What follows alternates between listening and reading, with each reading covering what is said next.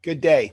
I'm Dr. Charles Denham. I'm chairman of TMIT Global and one of the co-founders of the MedTech Bystander Rescue Care Program.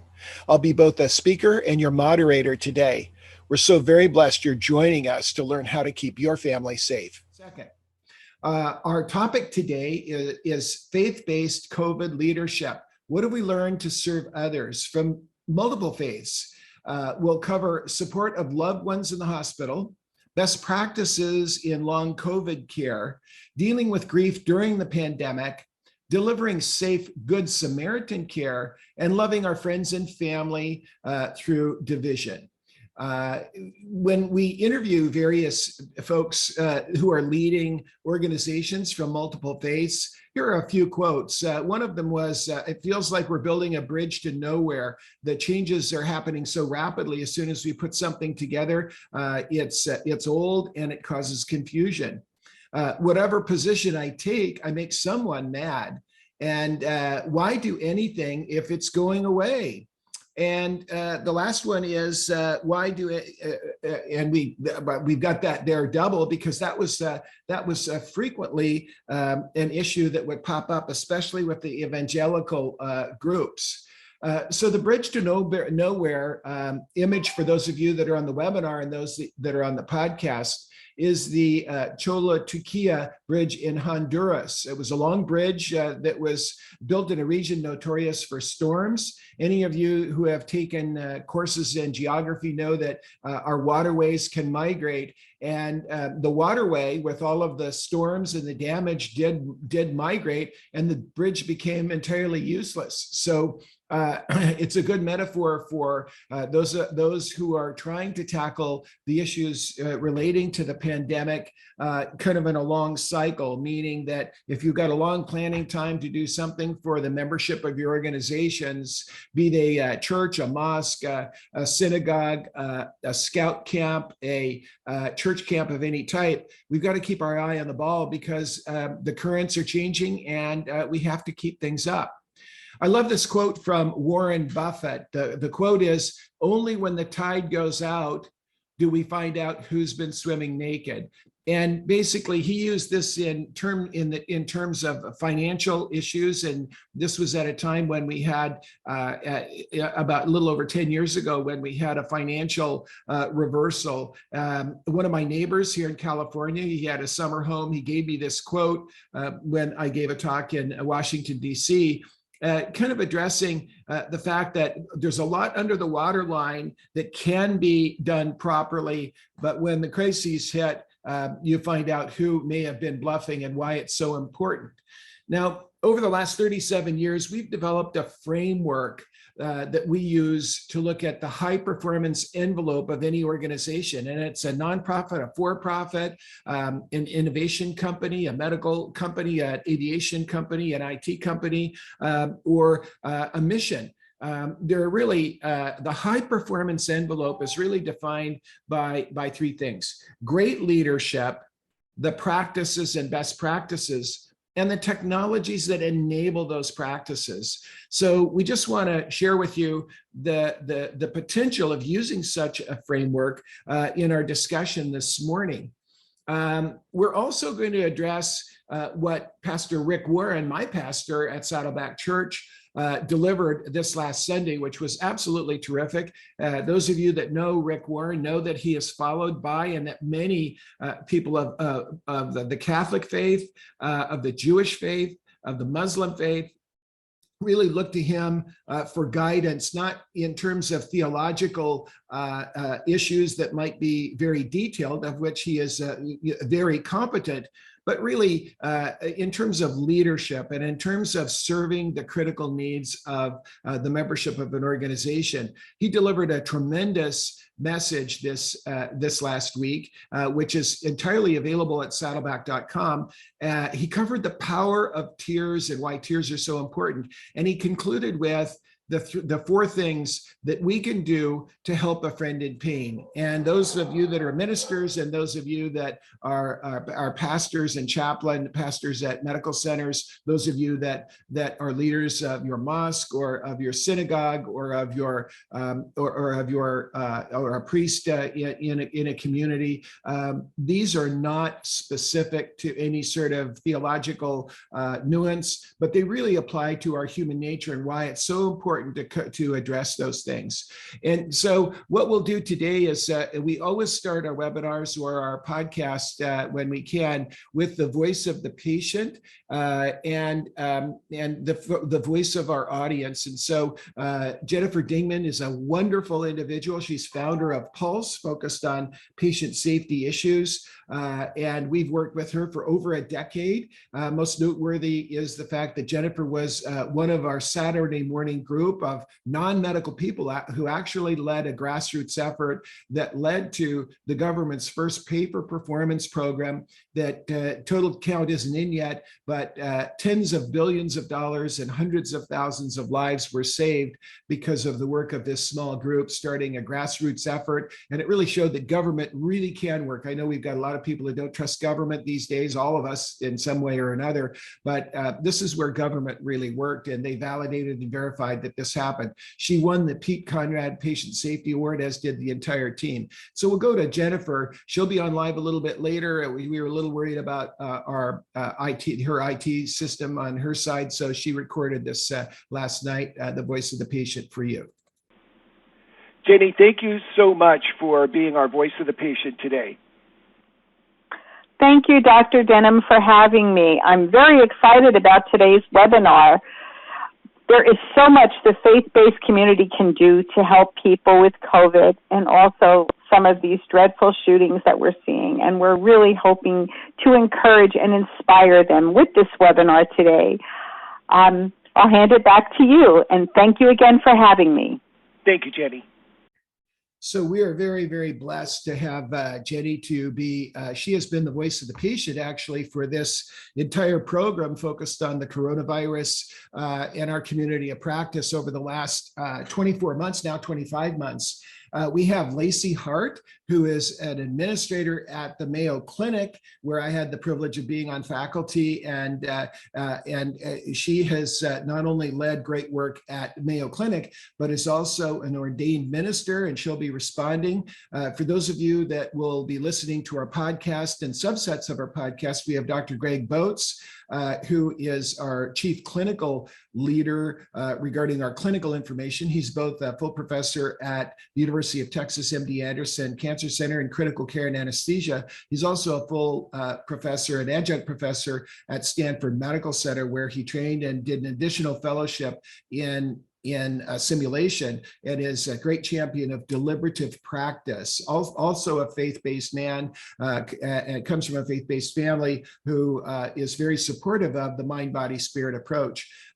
Dr. Toff Peabody, Christopher Peabody, is a young man that I've known now in his 30s.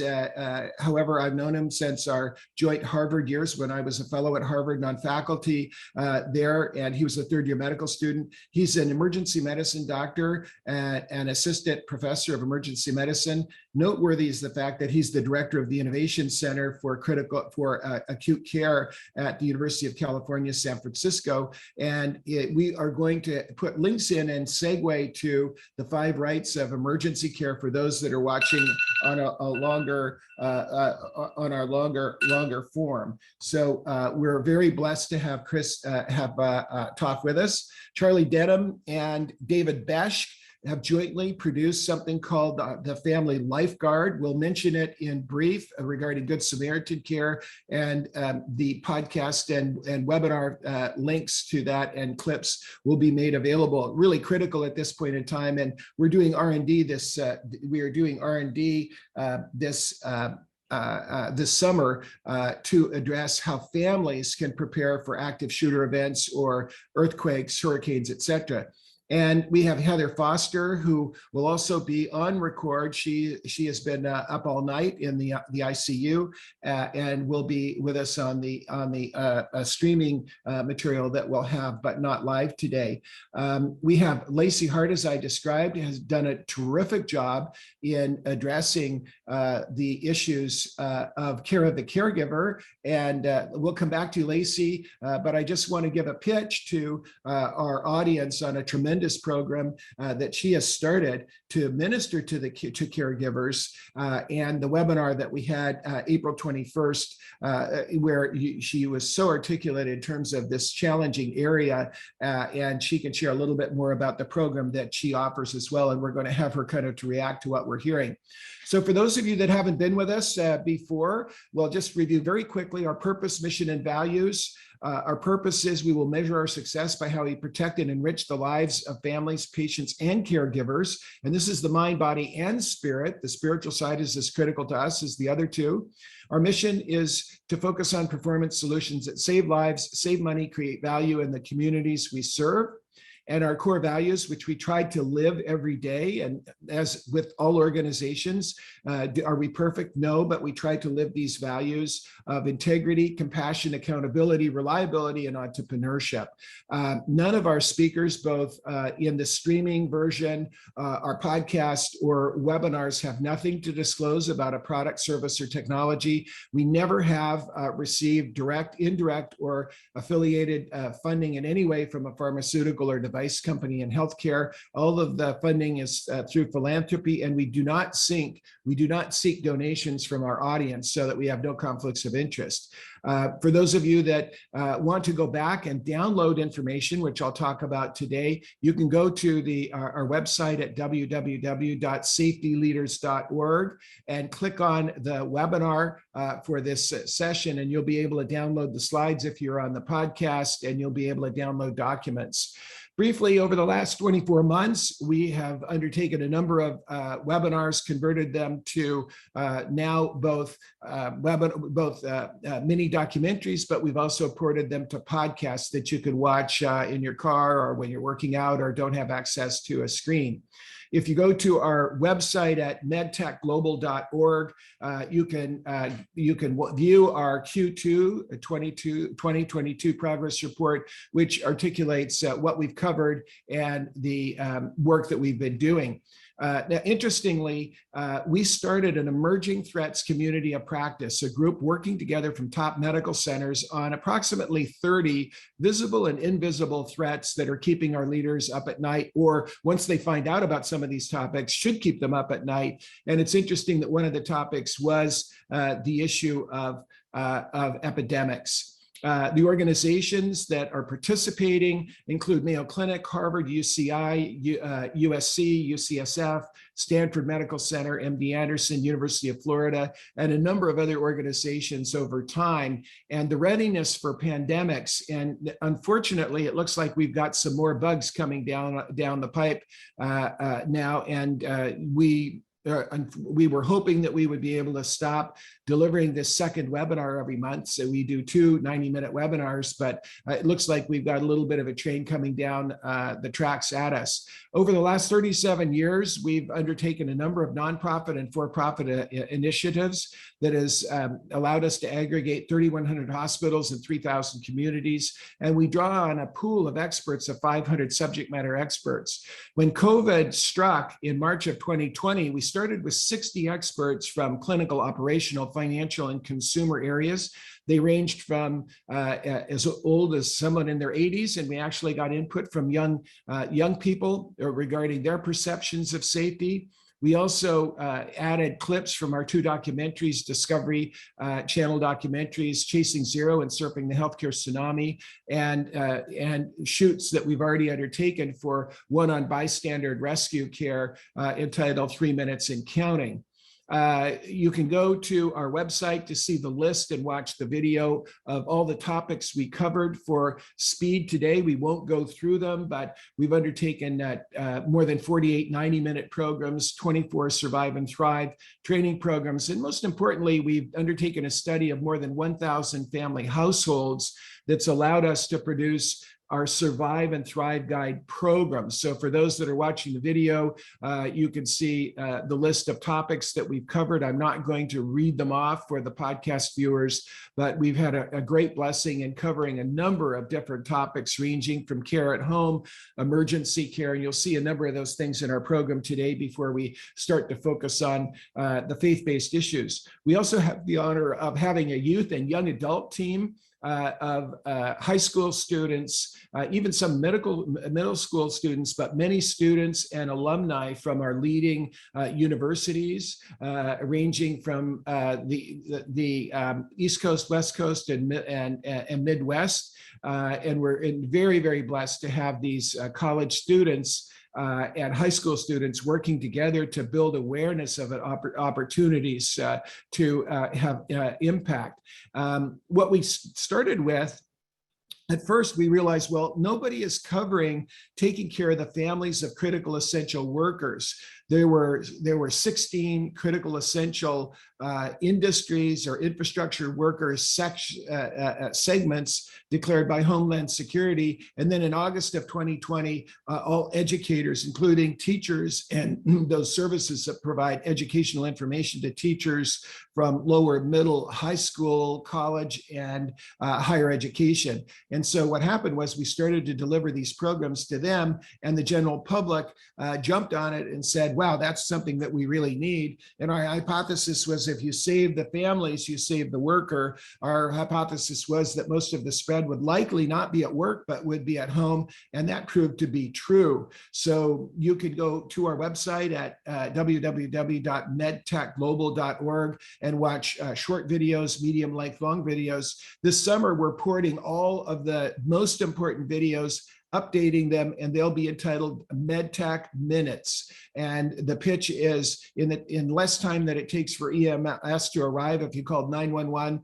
we'll tell you how to save a life and focus. Our 1,000 family household study has been undertaken over the last 24 months, and it has been the feeder route to the information that we cover. And our study was focused on readiness, response, rescue, recovery, and resilience as categories for families and how they could tackle those issues. And the research has been undertaken with a number of organizations. Many I articulated earlier, the medical centers. We've added the University of Texas Southwestern and a number of other organizations to those.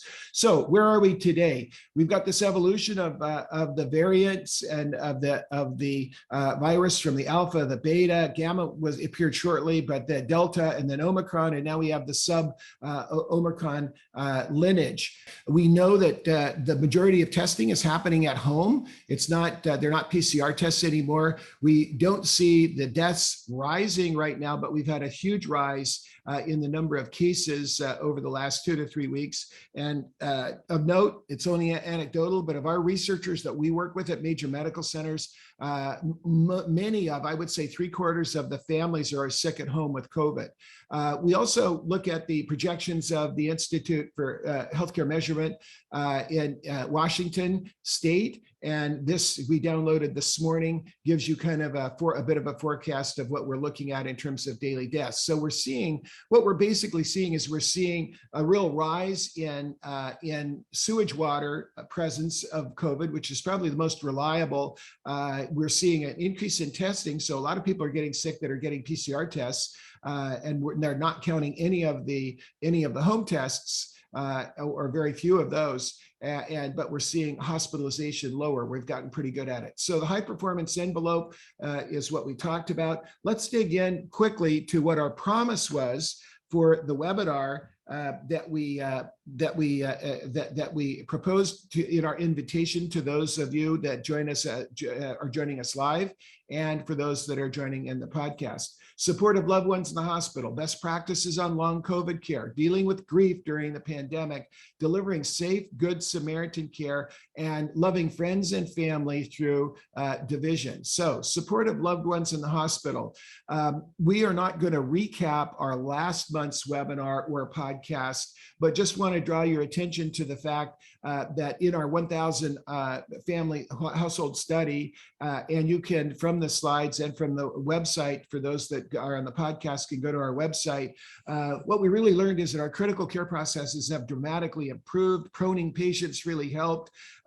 However, if we have big surges again, it will start to limit the number of people that can go and visit their families in the ICU. ICU numbers are down, and folks in the hospital are down. If we get surges, you're going to see more masking, less people visiting, but we're seeing a dramatic improvement, and we're seeing the antiviral medications are helping if they're delivered within 24 hours of people that are at high risk for progression and for those that might have pre-existing healthcare issues. So those of you that are pastors, hospital visits, important, critical to wear a mask. The 3 F's of masking are filter, fit, and finish. A cloth mask, it won't cut it. I would not go to visit anybody in the hospital without a surgical grade mask, or preferably an N95 mask. But if you said, well, I have a surgical mask and I have an N95 mask, but the N95 mask doesn't fit very well, Dr. Denham, what should I do? Remember, fit. So filter, fit, and finish. The N95 mask has a little better filter, but if you've got air escaping around the mask, that's critical. And finish is, once you've been in the hospital with known COVID cases, do not touch the outer surface of the mask when you make your visitation to patients. Also, the high contact surfaces, it's as important as it always was to wash our hands. Now that we know aerosol spread is important, we still must consider the fact that high contact surfaces are issues. Now, long COVID is a really critical issue. Our 1,000 family household study, and I just have to share with you, I've got 6 or 7 friends that are suffering from long COVID today, or having a hard time getting out of bed. Have some days are good, some days are bad. I have friends that are scratch golfers that can't go out to the golf course, people that are marathon runners, people that are high-level executives where their cognitive ability is critical. We had in one of our prior webinars, the head of emergency response for MD Anderson got long COVID and still is getting lost when giving presentations. So what have we learned? Go to a long COVID clinic. We're right at the beginning of learning about this. However, it's critical. And one anecdote, don't have a study to back it up, but most of the people I know that start feeling better overexert themselves, and boom, they're 1 step forward and 2 steps back. What's critical is the fact that you get inflammation of multiple organ systems, and those that feel like, well, if I get it, it'll be a mild case, no problem. Even people with mild cases, or even possibly relatively asymptomatic cases, can lead to long COVID and long-term inflammation of multiple organ systems. So the long COVID clinics have all the most experience. Everyone that I've sent to a long COVID clinic that are friends, and again, I'm a retired doctor, I'm not practicing medicine, but those friends that I've sent and helped get into long COVID clinics have had a very positive result. And there's a lot of data that's not being published. Also, I recommend the Survivor Corps. Survivor Corps was started by someone with long COVID. You can go on the web and look at what they offer, and I think this is a great initiative. And we have to learn from others that have long COVID, and the tricks and the tips on living with it. And those of you that are pastors and non-clinical people, the advice that you can give when people just aren't doing well is to just make sure to get with their own physician. If there's a possibility they have long COVID, asking the personal physician for a referral to one of the long COVID clinics. And everyone's learning, so it's taking time. So today and Lacey, we're going to be talking about dealing with grief during the pandemic, and calling on Rick Warren to help us with that, with this wonderful presentation that he gave us.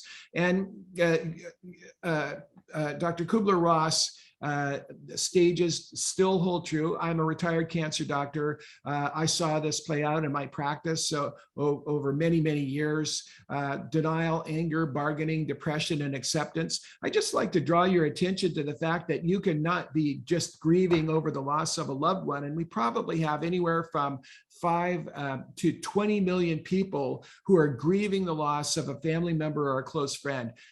We have a huge number of children, hundreds of thousands of children that have felt the loss of a parent. And so what we dealt with and what I dealt with as a cancer doctor, or those of you that have dealt with terminal illness, these processes are there. Now, before I move on to the Jewish faith, and again, as we get input from our friends in multiple denominations and multiple religions, everyone has a different approach to tackling these areas. I just want to draw your attention to, though, you can be grieving your health. You can be grieving over the loss of what you had before. And these are very powerful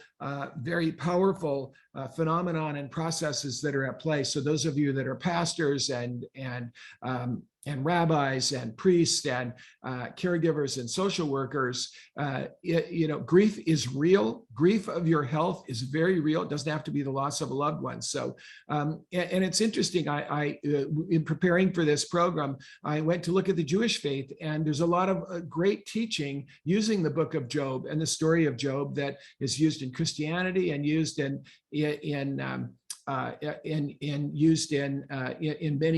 many faiths. My contact with the Muslim faith is as a Boy Scout leader, and there are Boy Scout troops that are. So, but I know the least about that, and maybe you can help me a little bit with that, Lacey. So Rick Warren gave a terrific talk, a wonderful sermon on the 28th of May. You can stream it. We downloaded it. We've put the transcript and the message notes from Rick Warren's sermon on the website, so you can download them, listen to them, and make notes. This is the introduction that he made to that sermon on Sunday. In the past 14 days, our nation has been reeling with shock and anger and grief. First in Buffalo, New York, in a supermarket, 10 black people died in a racist shooting. Then right down the street from us the next day, at this Lake Forest Saddleback campus, a sister church on the same El Toro Road from us, 6 elderly Asian people were shot to death in a church service just right down the street from this campus where I'm teaching you right now. And then this week in Uvalde, Texas elementary school, 19 children and 2 adults so far have died from a senseless shooting there. This week, I posted these words to millions of social media followers. As a parent who's lost one of my own children to gun violence, I beg you to pray for the grieving parents of Uvalde. You will quickly forget this horror that's going on right now, and you're going to move on with your life, but they're going to have to carry this grief the rest of their lives. So please don't forget them. Now, besides these shootings, we've had 6.3 million people have died from COVID. And that's leaving millions of relatives and friends grieving their losses. What are you supposed to do about all this grief in the world? As I was driving to this campus to deliver this message today, I happened to call one of the guys on my team and found out that his family just had a death in their family today. If you're a Christian, God expects you to help others in their pain and in their grief. The Bible says this in 2 Corinthians chapter 1, verses 3 and 4. God comforts us in our troubles so that we can comfort others in their troubles with the same comfort that we ourselves have received from God. So God helps us in our problems and our grief so we can help other people in their problems and their grief with the comfort we've received. Now, in light of all of the things that we have to grieve about in the world today, the question I want to look at this weekend is this. How do we do that? How can you help those in your life? Help a friend who's in deep need, who's in deep pain, who's in deep grief. Do you know what to do? Are you prepared to help your friends when they go through the inevitable grief of life? He will cover, don't wait, take the initiative to connect, don't hold back, let them see your tears, don't speak, show up and shut up. And don't forget that the tears are temporary, and we'll be sharing the tapes of those. Now, let's talk about safe, good Samaritan care, and we'll be very quick before we'll go to Lacey as soon as we finish this initial set of promises that we made to you before we dig deeply into what Rick Warren has shared with us. So, delivering safe, good Samaritan care. It's a really difficult time. We're afraid of getting the disease. Over the last 24 months, we covered emergency rescue skills in COVID care. We'll draw your attention to, and you'll see links in our podcast of the 5 Rights of Emergency Care, which is a framework that I put together with input from the likes of Toph Peabody and the other emergency medicine doctors. We have actually 3 chairmen of major medical center emergency departments who have been great contributors to my development of the 5 Rights of Emergency Care and help really affirm why these things are so important. The right provider, the right diagnosis, the right treatment, the right discharge, and the right follow-up. Go to the major medical center. Go take your family member to, or those of you that are pastors or faith-based leaders, make sure that your flock get to the major medical center where their medical records are, where they have the bench strength to really be able to deal with the challenges, and make sure that the families understand that aerosol risk, the big thing we've learned over the last 24 months is aerosol risk is critical. We've had good friends and colleagues who have taken grandma or grandpa to the hospital, not worn masks, got them to the hospital. Everybody in the family got sick, and then grandma or grandpa died, and they didn't get to see them, and they're suffering not only grief, but they're sick with COVID at home. And so critical to recognize that aerosol, ventilation, masking, and really understanding the power of quarantine and isolation is really there, even with milder cases after you've had the vaccine. And then finally, providing care at home. We thoroughly reviewed the work that we did last year on this, and by applying the principles of known aerosol risk and a little bit less concern regarding high contact surfaces, we still found that the checklists that we put together to manage care at home are very solid. We took the CDC and NIH recommendations. We had nurses, doctors, and caregivers and infectious disease preventionists look at them, help develop them with us. And so there really are, and we recommend that you go to our website, those of you that are listening and those that are watching, to be able to download those checklists. And finally, loving friends and family through this division that we've got in our country. I'm showing for those of you that are just listening, I'll dig into the concepts of misinformation, disinformation, and malinformation, and also the movable middle. There are many people that are just absolutely, they believe either for or against some of the prevention safe practices, and we understand that. And there's no need to pick a fight with people that have an entrenched belief once you've presented the science. But there's a movable middle that are just concerned about the doubt that has been created. So we worked with our students and those that are watching the webinar. We have wonderful students from leading organizations, and we put together a video program called the Vaccination Conversation. Right at the time when we were releasing it, there were many people receiving death threats and terrible trolling comments on the web. We just did not want to put our students at risk. Many of them are applying to medical school, law school, business school, and put them at risk, even though each and every one of them said, Dr. Denham, it's okay, let's go ahead. We thought the better part of valor is to work with organizations that maybe would be less personal and personal risk. And we're so pleased to be working with USC, and feel free to go to our website and see a terrific set of videotapes called Team Player and many other videos that they've done. We're working on some for dealing with the fentanyl crisis and others. Now, let's talk about misinformation, disinformation, and malinformation. People throw a lot of these terms around and say that everything is disinformation, which really, in a pure sense, with those that really understand information, truth, and false statements, there's a little bit better definition that we can all use. So, what we think about in information that those of us in our membership organizations are hearing, there's false information and there's information that is true. And there is information that is shared with the intent to harm, even true information. So let's go through these three topics. Misinformation are unintentional mistakes such as inaccurate photos, dates, statistics, translations, where spreading of false information occurs that you think is true. I have many, many friends that are sending me all kinds of misinformation regarding the COVID crisis that has been politically generated, and the information that is shared might be old, it might not be pertinent to the topic, it might be true, but it's not shared with me with malintent, and it's inaccurately shared to come up with a conclusion. So in the case of misinformation, we don't have intent to harm. Now, disinformation is fabricated or deliberately manipulated audio or visual content intentionally created, conspiracy theories, generation of rumor,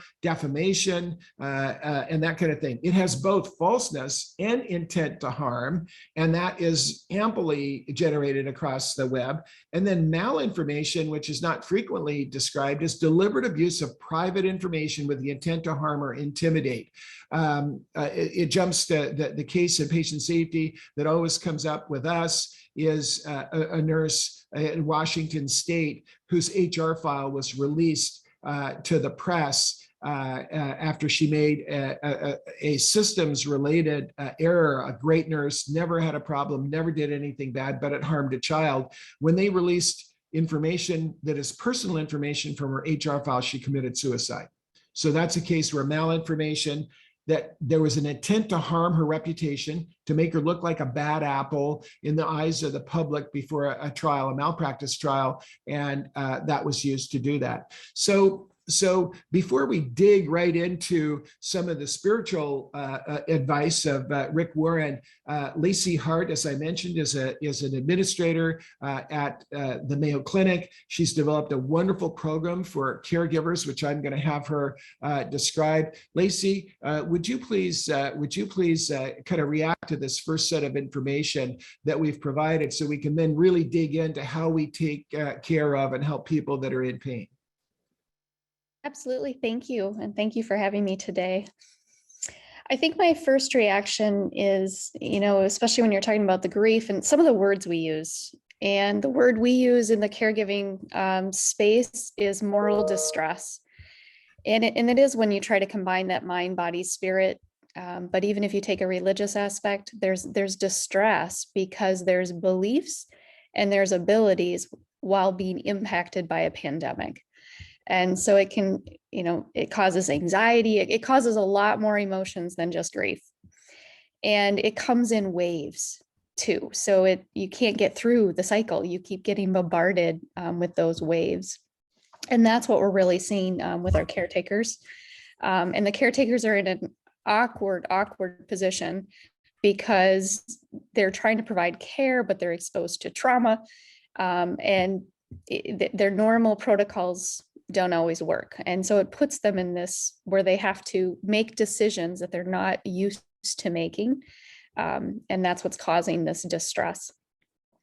Now we did start, so I'm very pleased. We started a Hope to Healing Foundation, and it was really around this healing and kind of getting through this. But the first thing we learned as we started working with people is just coping mechanisms. We have been in a privileged society here in the United States in particular, where we haven't had to deal with some things where you actually have to have coping skills. And so that's been the first step. And the other one that surprised me, I don't know why it surprised me, but it was the spiritual disconnect. And it was the spiritual disconnect with the environments in which they were in. So I found it fascinating to talk to a Catholic hospital, and I actually asked how much they talk about their faith during this time with their employees, and they said they don't. They were so afraid of actually, talking about the faith because they didn't want to alienate, but at the same time, it caused moral distress for all of those who actually joined the organization to align their values with that faith. So it's just kind of really this not understanding how to deal with these complex situations that we're now faced with.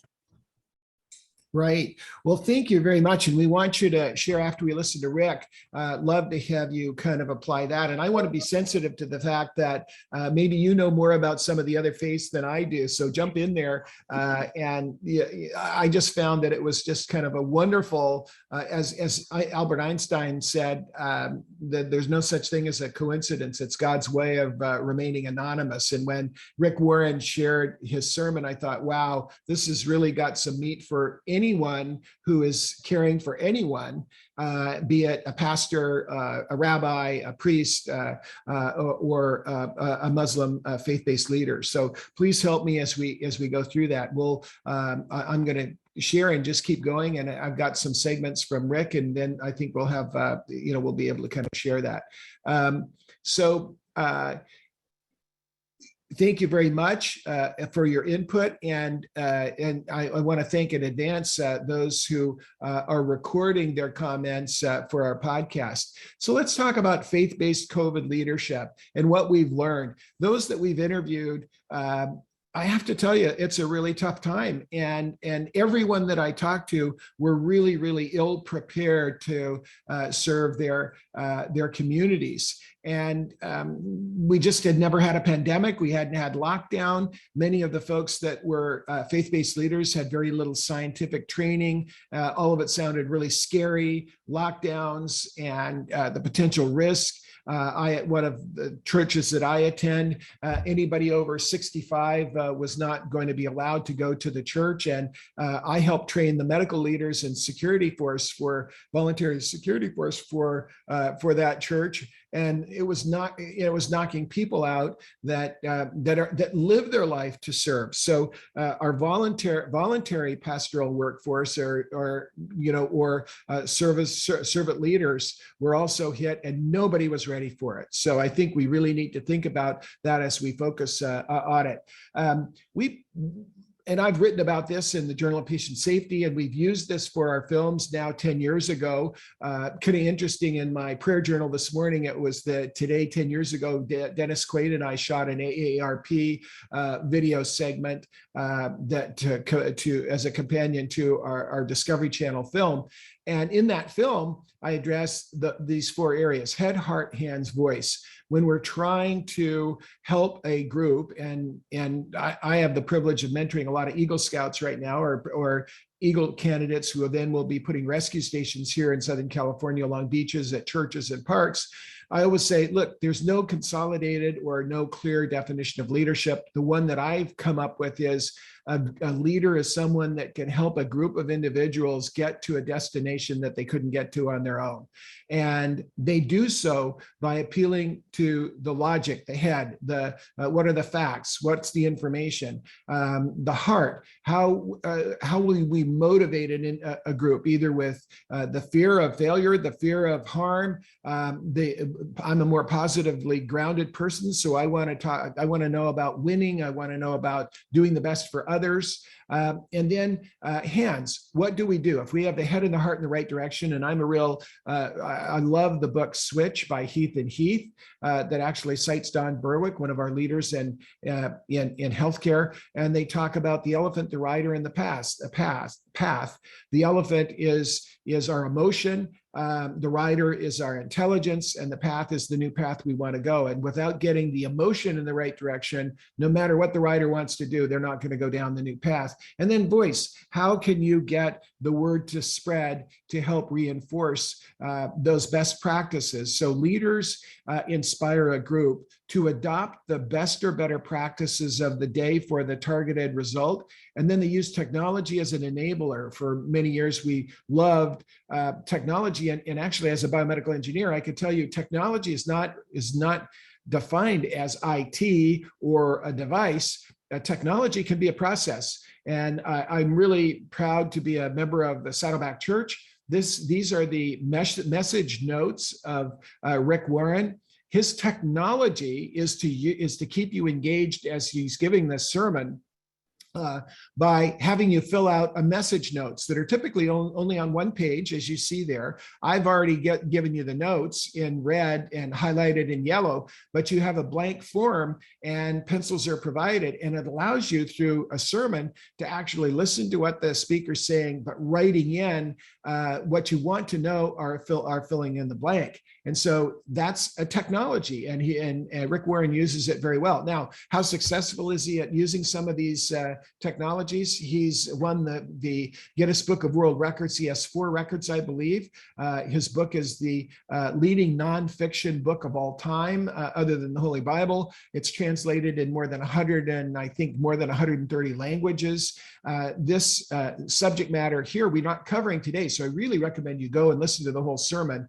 And he sets things up with the open that you heard a little bit earlier. And then he says, look, there's a priceless value to tears. Tears are God's gift for expressing emotion. Tears are liquid emotions. Tears are what makes us human. There are 3 types. Basal, that just keeps your eyes moist. Reactive, that's when you smell onions and you tear. And emotional.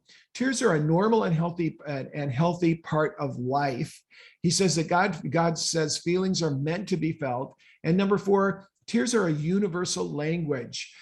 He also defines sympathy versus empathy, and I'll let him kind of describe a little bit more of this ministry of presence. But as we look at having to tackle potentially more variants, as we reset our churches, our faith-based organizations, and get back to being a community working together, people are going to get cancer. People are going to be in car accidents.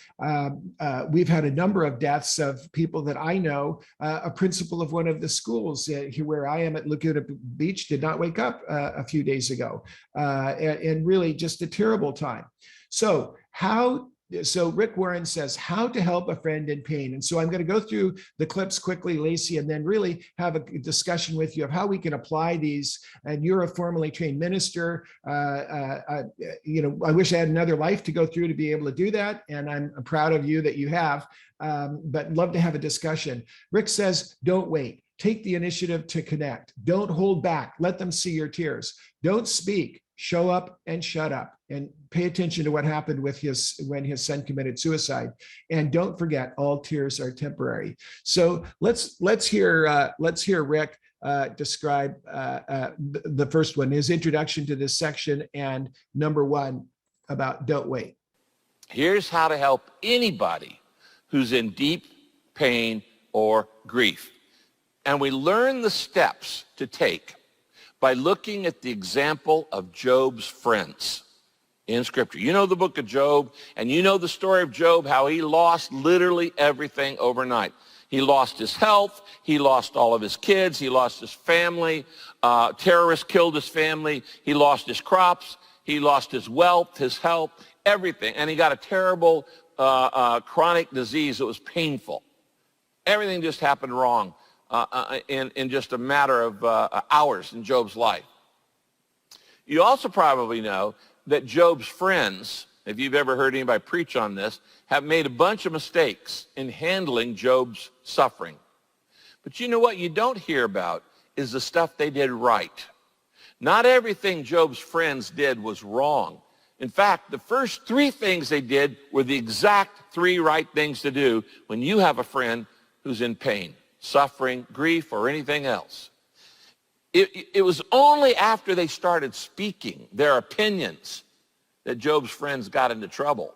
But at first, Job's friends did 3 things exactly right. And these are the first 3 steps that you should take when you see somebody grieving in the world with deep pain, whether they're a friend or they're a stranger. Okay, write these down. Number 1, when you see somebody in pain, like we've seen this last week, number 1, don't wait. Take the initiative to connect. Don't wait. Take the initiative to connect. A common mistake that people make is this. They don't feel comfortable around people who are in pain. They don't feel comfortable around people who've had a loss or are grieving. And they say, I don't know what to say, so they do nothing. They wait for the other person to contact them. That's not going to happen. You have to take the initiative.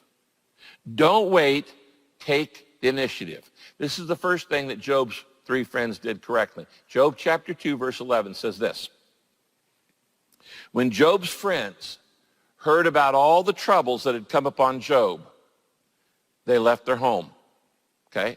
And they agreed to go together and sympathize with Job and comfort him. They're going to his house. They're taking the initiative. They're not waiting for him to call. They're going to go see him, and they go together to comfort their friend. Don't wait. Take the initiative to contact. Somebody probably needs your help this week. You might want to sit down and write a name next to that point number one. I need to make contact with that person. I know they're in pain. I know they're having a hard time. Write their name down next to point one. I'm going to take the initiative to contact them this week. 2, don't hold back. Let them see your tears. Don't hold back. Let them see your tears. This is the second thing that Job's friends did right, and it's what you need to do when you see somebody in pain yourself. They didn't just sympathize. I'm sorry you hurt, Job. They empathized. We hurt with you. They hurt with Job. They entered into his pain. They cried with him. They weren't ashamed to shed tears. That's verse 12, Job 2, verse 12. When Job's friends saw him from a distance, remember they're going to visit their friend who's lost everything. When Job's friends saw him from a distance, they hardly recognized him. He was in so much pain and grief, and he had this terrible disease, they barely recognized him. And it says this, they began to weep aloud. This is in public. Okay, they're weeping aloud. And it says, then they tore their clothes in grief, and they threw dust in the air over their heads as a sign of sadness. Now, if you've ever been to the Middle East, you know that these last two actions are two ancient ways to express grief. Ripping your clothes is a sign of grief, and throwing dust in the air over your head is a sign of grief. Everybody in that day and in that tradition understood what they were doing. 3 ways they're grieving. Weeping and the tearing of their clothes and throwing dust in the air. Okay? Now, you may not have to do those other 2 things, but weeping and crying is still universally understood all around the world. Everybody's going to understand when you cry what that means. So, take the initiative. Don't wait. Take the initiative to connect. Number 2, don't hold back. Let them see your tears. Here's number 3. Don't speak. Just show up and shut up. You say, I don't know what to say. Say nothing. That's the best thing you can do. Let them see it through your tears. Tears will speak volumes. Show up and shut up. There's nothing you can say when somebody is in pain that's going to cheer them up. In fact, they don't want to be cheered up. They don't want to be cheered up. You know, when Kay and I lost our son, Matthew, to mental illness, and he died by suicide, we knew that we were going to go through grief, and grief is like waves. 1 minute you can handle it, the next minute you can't. 1 minute you can handle it, next minute you can't. And your wave will never match the wave of your spouse or anybody else. We all grieve at different times. And so that often can create conflict in a family because everybody grieves differently in different ways and different times. But what we decided is that we would notice that if one of us was triggered by a sound, by a sight, by a song, by music, by a taste, and we saw the other person was going through one of those waves of grief, 1 minute I can handle it, the next minute I can't, that we would simply walk over, put our arm around them, and stand with them and say nothing. Show up and shut up. Kay and I will never forget how much comfort we received from our own small group when our youngest son, who had struggled his entire life with mental illness, took his life. Matthew had been at our home the day before, and we played games together, watched some TV. We had no trouble in our relationship at that moment. And as he left, Matthew said to me, Dad, I'm just so tired. I'm so tired. And then we didn't hear from him for 24 hours, and that's very unusual because we kept a close relationship with our son. He lived by himself in a home, and Finally, we decided we'd drive over and see how he's doing. His car was in his driveway and the door was locked. He wouldn't answer the door. And we feared that what we had prayed would never happen, but feared might happen someday, had happened. So we called the police and asked them to come and break the door down. And as we were waiting for the police to come, Kay and I were standing there in that driveway, holding each other, sobbing, just sobbing. Kay was wearing a necklace that had 2 words on it that were the title of a book she had just written. And she held it up to me as I was standing so close to her, and it said, "Choose joy." And I said, "How do you choose joy when your heart is breaking in a million pieces?" The police came, broke the door down, and discovered that our son had taken his life. It was the worst day of my life. One of the things that helped us get through that was within minutes, our small group, a Saddleback small group, they showed up on the driveway, and the guys got around to me and they just hugged me, and the women got around Kay and just hugged her. They didn't say anything. Show up and shut up. There was nothing they could say that would make us feel any better. There was no words that you could say when people are going through that kind of grief. It's just touch. Show up and shut up. It's the ministry of presence. And that small group said to us, "We're not leaving you alone tonight. We don't have anything to say that's important. There's nothing we can do to take away the pain of this horror in your life. But we don't want to leave you alone. We're going to be with you tonight." So they came to our house and they stayed with us, and they slept in the kitchen and in the living room and on the couch and on the floor. It was just being with us. Show up and shut up. The third thing it says of Job's friends is this, Job 2:13.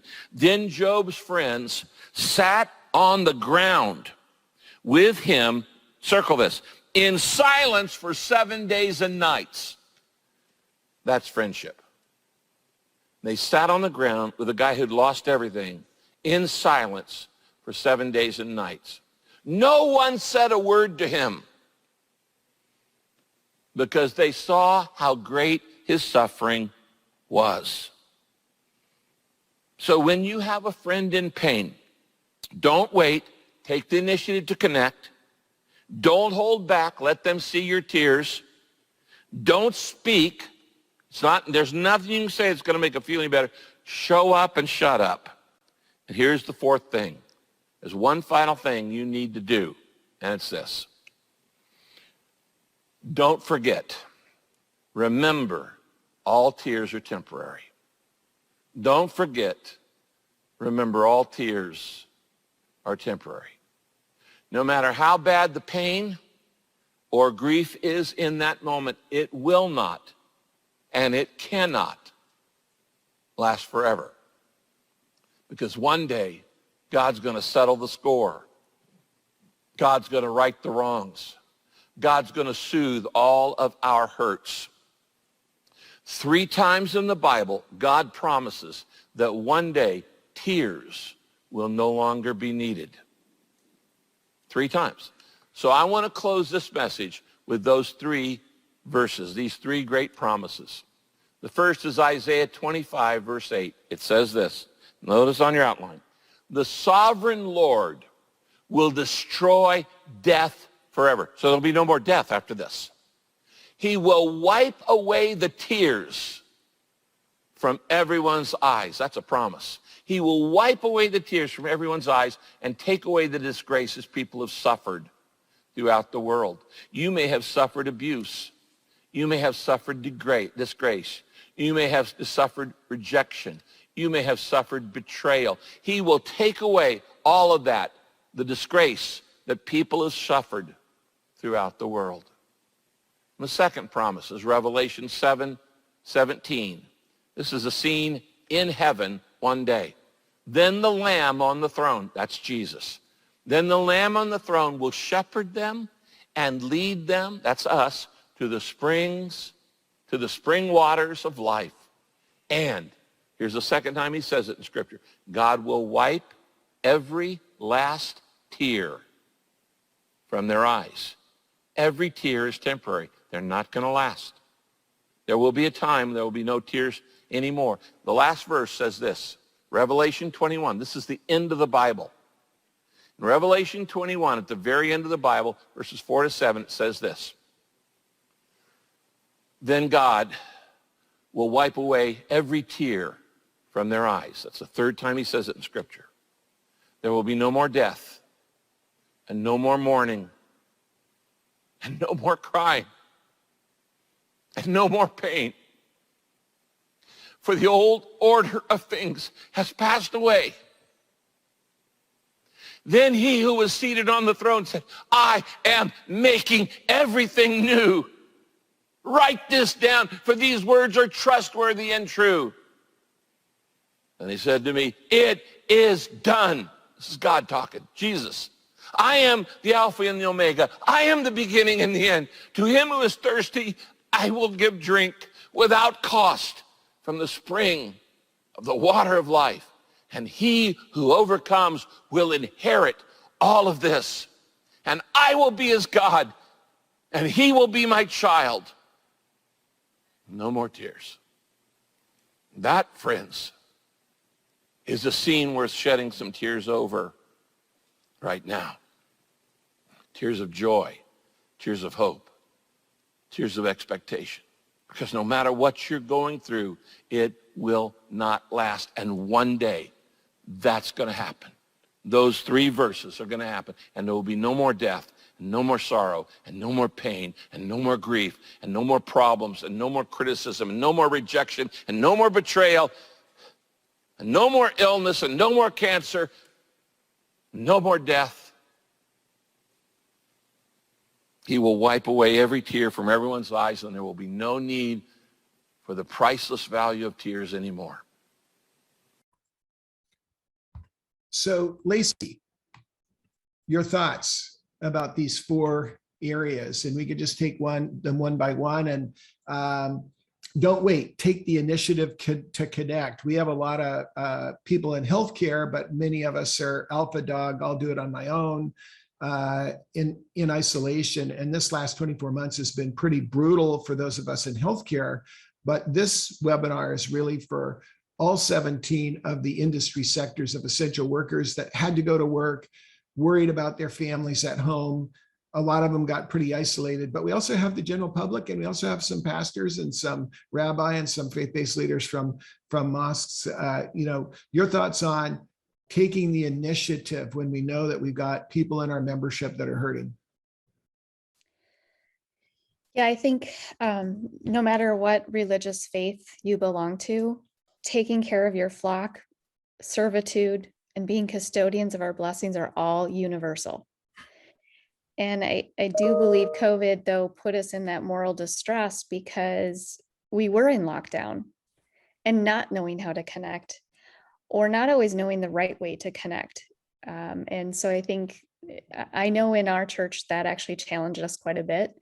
I told you the story, Chuck, of we had, prior to COVID, closed communion. And at that time, we communed with our members. But once we'd been away from each other and we felt that disconnect, we now have open communion in a COVID safe, friendly way that we've learned. But it really reminded us that we're here to care for everybody. Everybody's at the table, regardless of your religious affiliation. And so I think everybody has come out of that and starting to learn that, but it is hard. What are the ways to connect? Now near me, we have a Native American population. And so when he was talking about like the don't hold back, getting into the second one, but also connecting, they will show grief in very visible ways. So it's not just crying. They might actually tear their clothes as well and dance or do rituals. And so during COVID, that was something that they were actually able to maintain because they didn't require the close proximity to still display those connections and that empathy. Right. And I don't know about you, but I was surprised to find out that when you gave your presentation, that the act of compassion actually has a healing force on the person that's manifesting compassion. We've got a moment to cover that, because I can tell you that when I went through hurting times, getting to be a cancer doctor and to be grieving with my families, or to celebrate with them when, we beat a cancer, or we got through a surgery we didn't think was going to go well and it did, or waiting on a path report for something that looked suspicious and it was negative. Getting to exhibit the compassion, I loved every day of being a cancer doctor. And everybody said, "Oh man, death and dying, D&D." But the thing that was phenomenal for me, that it just woke me up the last couple of weeks, was the shooting here that Rick Warren talked about. The hero, I'll probably get choked up, but the hero who was a doctor who put himself between the seniors and took 3 bullets to save their lives was my son Charlie's doctor, who he had an appointment with, is the school doctor for physical examination.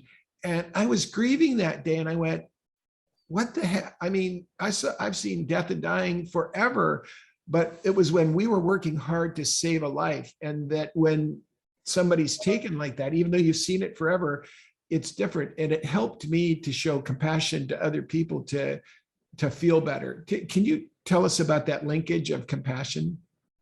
Yeah, so the studies that I refer to are from the Mayo Clinic, and it has been MRI studies on the neurobiological response to caregiving. And they focused on those that are in caregiving as a profession.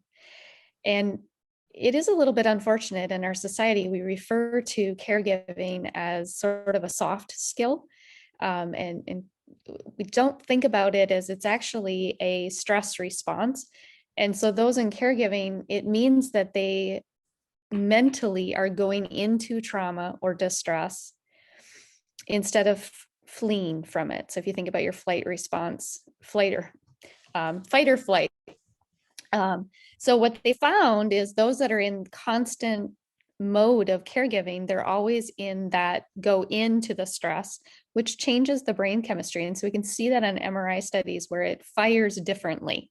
And these are functional MRs. So we're actually seeing the function going on, not just the structure. Correct. And so when you are fatigued from doing that, it shuts down completely. And so the only way to refire that compassion, which by the way, triggers a dopamine or a high essentially in the staff. So that's how they feel good, is by giving care, because that's how their brain is wired. So when you're stressed, fatigued, that can shut down, but the only way to retrigger it is to give compassion again. And so that's the other interesting thing. If you're feeling down, or during COVID, people got distressed, but then what they did is they isolated. And that's not actually what your brain needs. Your brain needs you to go back and start giving compassion, and it doesn't have to be the same thing you're doing. In our caregivers, it didn't mean they had to go back and be that nurse at the bedside, but maybe taking a meal to someone in their congregation or in their neighborhood. I heard of people mowing lawns for others, for those that were sick. Just anything that you are helping another will re-trigger that compassion and start your own healing. Fantastic. And just to remind everybody, those that are not on the podcast, I'm just going to reshare so we can look at, don't hold back, let them see your tears. Address that, Lacey, from your perspective. I think that's a tough one, and especially in the caregiver space, but in general, caregivers during COVID were called heroes, and they are, but they're also humans. And so being able to express their humanity, that's tough for them. But if others can share it, it can bring out that humanity. Interestingly enough, though, the folks that I think had the really hard time were clergy during this time. Yes. Being able to show that they too were human, and they too were stressed and distressed. And there's a gentleman who actually has a podcast on this, and he was just talking about, I wasn't trained for this. I was trained in theology. I was trained to bring people to the Lord. I wasn't trained with how to be human with my human people and get through things together. And so that's the group that struggled most with being human. They kind of felt like they had to put a mask on. Those that I think were able to cope and have some humility found they had a community there, and a stronger community by doing so. And then when we talk about show up and shut up, it's kind of a little bit of an abrasive term. I've heard a phrase, but I've heard Rick Warren teach on this for years, and the ministry of presence, and the fact that sometimes you don't need to solve it or tell somebody something, just that ministry of being present and exhibiting the love of presence. Address that.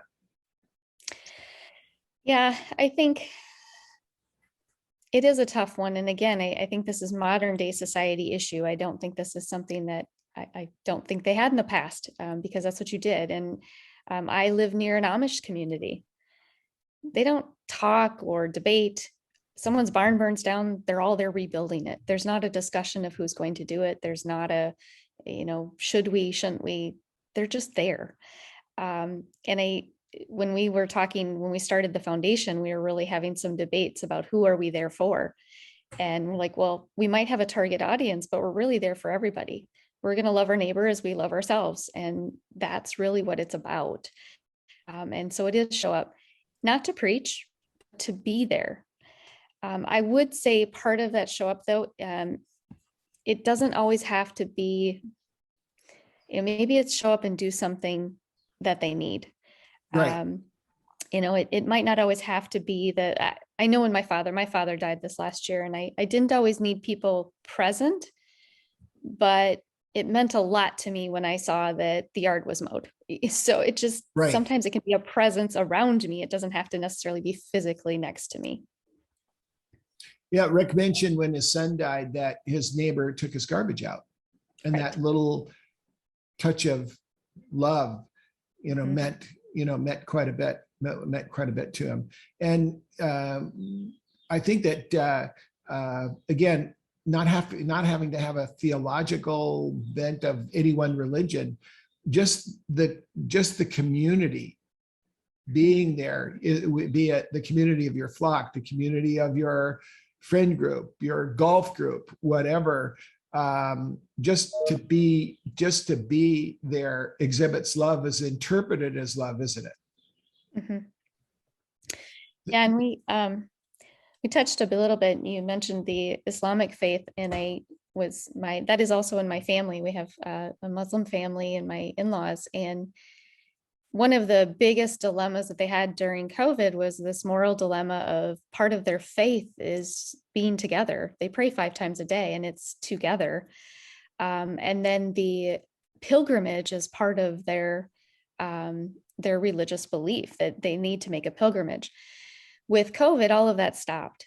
And of course, just like here, there are political debates and upset that maybe a government might not allow them to do their pilgrimage. But what I saw out of that community was this realization that they could make that pilgrimage and they could do that community in other ways. And so they could be present with each other without doing it in the same fashion. And it's kind of that reinterpreting what's the true meaning of what the intent of what you're doing is, not always the behavior, the practice that you've always had. Right. And then the fourth area is that Rick addressed was that the tears are temporary, that there is something over the horizon, that when he said before, and I've heard people say, when you're going through hell, just keep going, and recognize this is not forever. And I know that you don't want to forget it, but you have to be careful about saying that to the person who's grieving a death, especially one from, it might be from an active shooter event or a car accident, or when a young person is taken abruptly. Your thoughts? Yeah, I think, I mean, in any grief counseling, that's something too, that trying to take the grief away by saying it'll go away doesn't help the individual. But acknowledging and accepting, recognizing, acknowledging that they have the grief is the first step. And that's really that's that empathy. But I do think there is a great comfort in knowing that it is temporary. And so that's where giving that person the permission to actually go through those feelings, to actually cry, to, okay, so I also have a cowboy background, right? So my dad was a cowboy, and cowgirls don't cry. Love that one, right? Right, right. When my dad was dying, he did tell me cowgirls do cry. It's okay. And I needed that permission to feel, because I can't process through my grief if you don't feel. We need to have those emotions. And so I think that's the most validating thing we can do when someone's in that situation, is just recognize and accept the feeling. But knowing that feeling isn't going to define you. Right, right. Well, this has been wonderful, because we are really suffering from a pretty difficult time here with these active shooter events. I'm going to add, we have just a few more minutes, and we'll give you a chance to comment at the end. But what I wanted to do was just let people know, because many of us are experiencing a lot of concern over these active shooter events. And our MedTac program, which we started in 2015, which you see in the upper right-hand corner, we had it a little bit earlier in the presentation. I want to just kind of address, since we are having these terrible terrible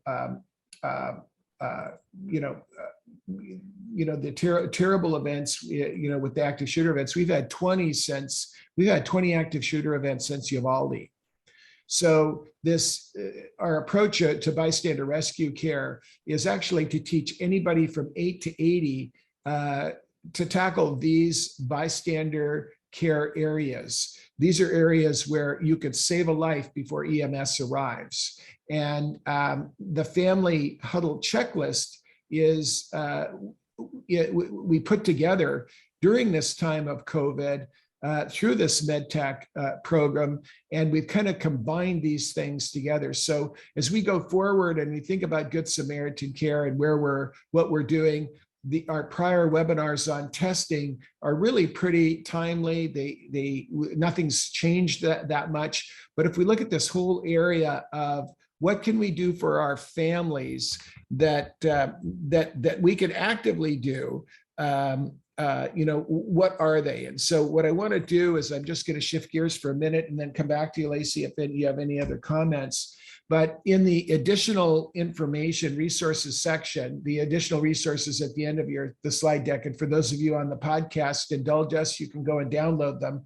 Our focus on our knowledge management system is called Care University, and it's where we build communities of practice. We do course R&D, we do competency testing like we did with the 1,000 families, and then we create programs. And a couple of the programs that I think for our families that all of us really need to be aware of is the Stop the Bleed program, which was developed after Sandy Hook, focused on use of tourniquets, wound pressure, and wound packing, and then also CPR and use of the automatic defibrillator. So in 2015, we worked with a fellow named Michael Dorn, who helped us understand the major causes of death in our schools and colleges.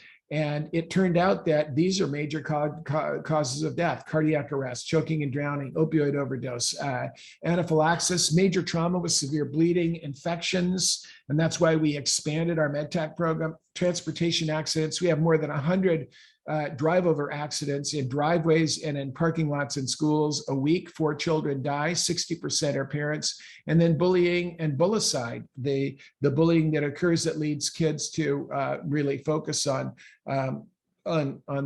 this issue. So we've written 6 articles in the Journal of the Campus Safety Magazine. Our 7th will be to address the ICE checklist. It's called Break the Ice Barrier in Case of Emergency, which addresses medical powers of attorney for kids over 18 and seniors, setting your phone up to call your ICE numbers, making sure you know where the level 1 trauma centers are, and then having your medical records available. Our bystander rescue care program is really focused on these 8 areas that I just addressed. They add up to about 110,000 lives, preventable deaths that could be undertaken. And then finally, what we're doing this summer, and this is the kind of thing that churches can do and that kind of thing. When you talk about the active shooter events, we are putting rescue stations at beaches, parks, churches, and highly populated areas with an automatic defibrillator. You see on the case, and those that are on the podcast, you can go and look, see them. But automatic defibrillators stop the bleed kits, 911 dedicated phone line. In this case, it's at a beach. My son's Eagle project was a rescue surfboard and spine board was added to it. And just in the short period of time since that Eagle Scout project was finished, there have been 1 confirmed life saved, probably a second, and stingray injuries, which one of our researchers has done the most definitive work on the area of injuries from stingrays. So this summer, we're going to reconfigure a lot of our work that's on these longer webinars and podcasts into what we call MedTech Minutes. In less than 10 minutes, it's on average, it takes 10 minutes for EMS to arrive. Police, maybe they're sooner, sometimes not. In that 10 minutes, we can show you how to save a life. So we're breaking them down to less than a meal, but more than a bite, and teaching it to kids from 8 to 80 and deploying that. So there are things you could, Lacey, the issue of these active shooter events just kind of scares everybody, especially parents with the kids going back to school. And it makes us feel out of control. We're defenseless. Somebody shows up with body armor, an AR-15, a lot of ammunition, and our kids are vulnerable and we don't know what to do, or our families are. So we're going to be addressing this like having an emergency word, so that if your daughter at college calls and says something and uses a word that we all know is the emergency word, you call 911 because she may be cornered by someone and you don't know it. Or and so there are lots of things families can do to get in control of some of the threats. Not all the threats, but we believe that every kid, we've been testing this since 2015. Third graders to 8 to 80-year-olds can learn how to use tourniquets, wound packing, an automatic defibrillator, and do CPR. And a kid may not be heavy enough to be able to compress the chest, but we've got stories of kids teaching adults what to do. The adult saves a life. So Lacey, this feeling of powerlessness that we have when we see these terrible events, there is a lot families can do, isn't there, that to be able to feel in control, even though that event might not happen, and it helps deal with the stress. Is that a fair statement? And what would you like to expand on that? Yeah, we talk about in our space, and normally we're talking to professionals, but we say get over the learned helplessness. There are going to be things out of your control. There are going to be things that feel chaotic, but there is a component you are in control, and preparedness is one of those things. And so definitely, and I would just add a plea to not just the life-saving clinical side, but the mental health component right now. We have a mental health crisis, and we do not have the resources. But we also don't need all of those resources. There's coping mechanisms. There's things that every person can do to help with mental health. You do not need a professional in that moment to recognize when help is needed. And so I think more of those in the moment saving and having people trained so they feel more comfortable to help in those moments, I think that's invaluable. Fantastic. Well, Lacey, you've been terrific. We're going to hear from, we will hear from our wonderful voice of the patient, Jenny Dingman. One thing that we'll do is, and I'll be sharing the screen again, and we'll give the last word to her. We have no questions in our question section. If anybody has a question for Lacey that you want to pop in there, we have a couple minutes left, but I'm going to share the screen here and we'll be wrapping up. So my favorite Bible verse actually is fight the good fight, finish the race and keep the faith. And this is from Paul, the Apostle Paul, and it really, this speaks to me, as I'm sure there are phrases, verses, stories that speak to your Muslim cousins or family members, Lacey, and our Jewish friends, and the story of Job is used frequently in the Jewish culture. No matter what our faith, everyone is a patient. And everyone can be a caregiver. And I think you've made a really nice, given us a nice example of why, the compassion. I just am so thrilled to learn what you taught us about compassion. So what we'll do right now is that we'll hear from Jenny Dingman and allow her to close us. So Jenny, we'll give you the last word. Thank you for closing us today. Thank you for having me. What a great webinar. I just want everyone to know how much Rick Warren's message of healing and helping others heal meant to me, and I'm hoping it inspired all of you as much as it inspired me. Please invite your families and friends and colleagues to listen to the recording, and we're looking forward to seeing everyone back with your friends and family and colleagues next month. God bless, and thank you for being here. Thank you, Jenny.